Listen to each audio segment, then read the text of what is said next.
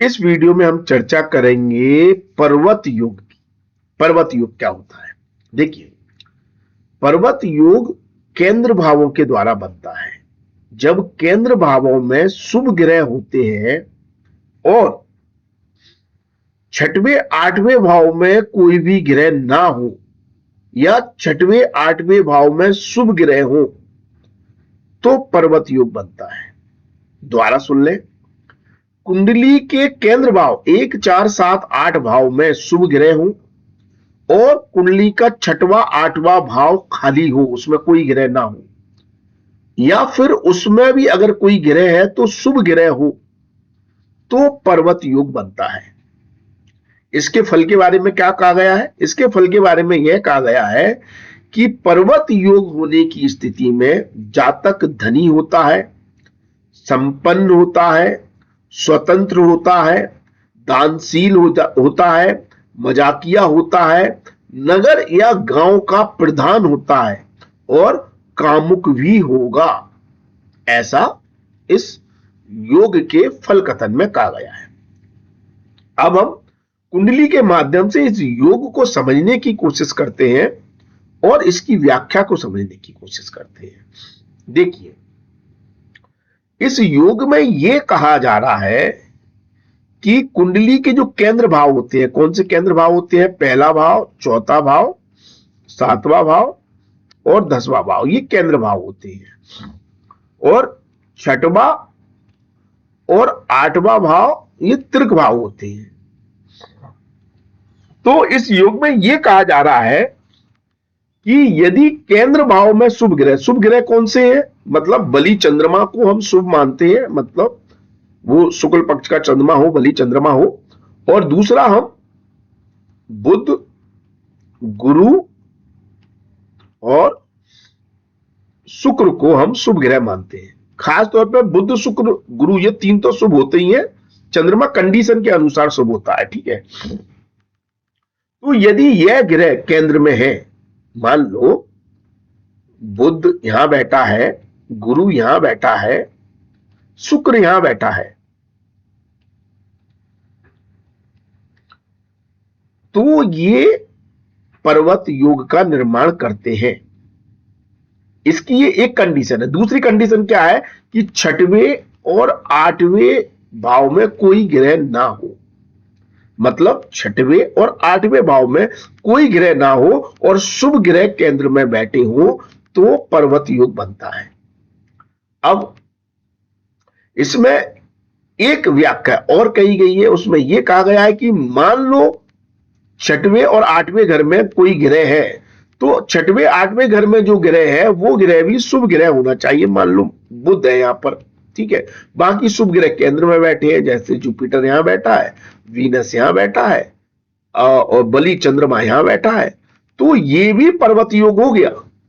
या तो छठवें आठवें घर में कोई ग्रह ना हो, अगर छठवें आठवें घर में कोई ग्रह है तो वो भी शुभ ग्रह हो, जैसे बुध हो गया, ठीक है। तो ये ग्रह में ऐसा नहीं है इसी क्रम में हो, किसी भी क्रम में हो सकते हैं, मतलब शुभ ग्रह केंद्र में हो, ठीक है। शुभ ग्रह केंद्र में, हम एक एग्जांपल और मान लो बुध यहां पर बैठा है, गुरु यहां पर बैठा है, शुक्र यहां पर बैठा है, तो ये भी पर्वत योग हो गया कि शुभ ग्रह केंद्र में बैठा है और छठवें आठवें भाव में भी शुभ ग्रह है। या फिर हमने क्या देखा कि शुभ ग्रह, सारे शुभ ग्रह केंद्र में है, मतलब पहले में या 10वें या 7वें या पहले चौथे भाव में है सारे शुभ ग्रह, और ये भाव खाली है, इसमें कोई भी ग्रह नहीं बैठा है, तब भी यह पर्वत योग का निर्माण करेंगे। बाद में और महान ऋषियों ने एक व्याख्या और दी पर्वत योग की।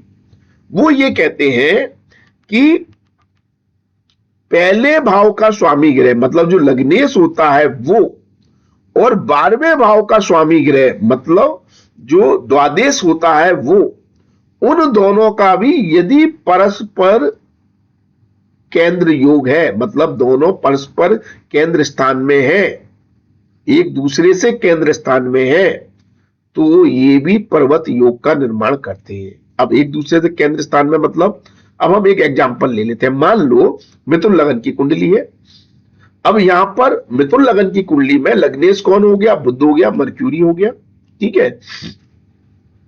और 12वें भाव का स्वामी ग्रह कौन हो गया? शुक्र हो गया, वीनस हो गया। तो यदि ये दोनों कुंडली में एक साथ बैठे हैं कहीं भी, मतलब बुध और शुक्र एक साथ बैठे हैं, तब भी पर्वत योग का निर्माण होता है। या दोनों एक दूसरे से केंद्र भाव में बैठे हैं, मान लो बुध यहां पर बैठा है और शुक्र यहां पर बैठा है, तो ये केंद्र भाव हो गया। या बुध यहां पर बैठा है, शुक्र यहां पर बैठा है, तो ये भी एक दूसरे से केंद्र स्थान है। केंद्र स्थान क्या होते हैं? एक दूसरे से 1, 4, 7 और 10 नंबर की पोजीशन पर जो ग्रह बैठते हैं वो एक दूसरे से केंद्र में होते हैं। तो अगर यहां से काउंट करेंगे 1, 2, 3, 4, 5, 6, 7, 7वें नंबर की पोजीशन पे, मतलब केंद्र भाव में है, ठीक है। अगर मान लो वीनस यहां पर नहीं बैठा, वीनस यहां बैठा है, तो यहां भी 1, 2, 3, 4, 1, 2, 3, 4, 5, 6, 7, 8, 9, 10, तो यहां भी 10वें स्थान ये आ गया। तो ऐसे काउंट करने पर अगर ग्रह एक दूसरे से 1, 4, 7, 10 स्थान पर है तो वो केंद्र स्थान होता है। अब ये जरूरी नहीं है केंद्र में ही केंद्र स्थान हो। अब मान लो बुध यहां बैठा है और यहां से 1, 2, 3, 4, मतलब शुक्र यहां बैठा है, तो ये भी केंद्र भाव में है एक दूसरे से। तो इस मतलब, और ये किसी भी लगन पर लागू हो सकता है। तो इस योग से 3 परिभाषा निकल कर आती है। पर्वत योग कौन कौन सी सिचुएशन में बनता है? एक तो पर्वत योग तब बनता है जब केंद्र में शुभ ग्रह बैठे हों, केंद्र स्थान में शुभ ग्रह बैठे हों, तब पर्वत योग बनता है। दूसरा, मतलब केंद्र स्थान में शुभ ग्रह हो और 6, 8 भाव खाली हो, तब पर्वत योग बनता है। दूसरी परिभाषा क्या है? केंद्र भाव में शुभ ग्रह हो और 6, 8, 12 में भी, सॉरी 6, 8, 12 नहीं, 6 और 8वें भाव में भी शुभ ग्रह हो, केंद्र में भी शुभ ग्रह हो और 6, 8 में भी शुभ ग्रह हो, या तो 6, 8 खाली हो या 6, 8 में भी शुभ ग्रह हो, तो पर्वत योग बनता है। और तीसरी परिभाषा क्या है कि लगन का स्वामी ग्रह और 12वें भाव का स्वामी ग्रह एक दूसरे से केंद्रस्थ हो, केंद्र स्थान में हो, एक दूसरे से 1, 4, 7, 10वें स्थान पर हो, तब भी पर्वत योग का निर्माण होता है। और इस पर्वत योग में क्या फल बताया गया है कि भाई जातक को मान सम्मान मिलता है, क्योंकि भाई केंद्र भाव है, केंद्र भाव तो मान सम्मान देंगे जातक को, पद प्रतिष्ठा मिलती है, जातक गांव का प्रधान होता है, मतलब मुखिया होता है, क्योंकि पद मिलता है, ऊंची पोजीशन पर जातक जाकर बैठता है, ठीक है।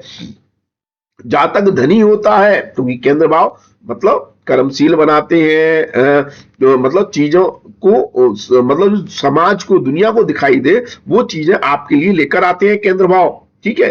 तो इसलिए ये धनी बनाते हैं, प्रतिष्ठित बनाते हैं। लेकिन साथ में कहा है व्यक्ति कामुक भी होता है। इसका कारण सप्तम और अष्टम भाव का भी इस योग में रोल है, इस कारण उसको वहां पर कामुकता से भी जोड़ा गया है, ठीक है। तो अब ये योग कितना बली है, कितना पावरफुल है, कितना कमजोर है, इस पर भी बहुत सारे फलादेश मतलब निर्भर करते हैं।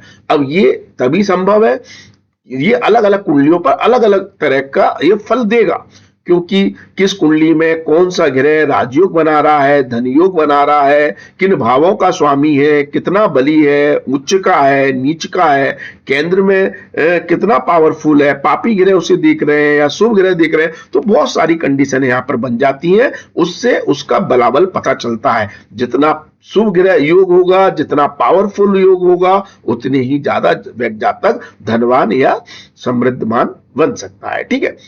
अगर इस योग को समझने में आपको चीजें समझ में नहीं आई हैं या कोई कंफ्यूजन है तो हमें कमेंट्स के माध्यम से अवश्य बताएं। आपकी कुंडली में भी क्या यह योग है, इसका फल आपको मिला है, क्या आपने अनुभव किया है इस योग ने, इन ग्रहों की दशाओं में आपको अच्छे फल मिले, इसके लिए भी हमें कमेंट अवश्य करें। हमें मोटिवेट करने के लिए आप हमारे वीडियो को लाइक शेयर कमेंट्स अवश्य करें। शेयर करने से हमें उत्साह मिलता है। हम आपके लिए और भी बेहतर इंफॉर्मेशन और ज्योतिष को सिखाने की जो एक जर्नी है वो आपके साथ बहुत बेहतर तरीके से आगे चालू रखेंगे। आज के लिए बस इतना ही। अगले वीडियो में आपसे फिर मुलाकात होगी। धन्यवाद, थैंक यू, जय माता दी। माता रानी आपका कल्याण करे। धन्यवाद।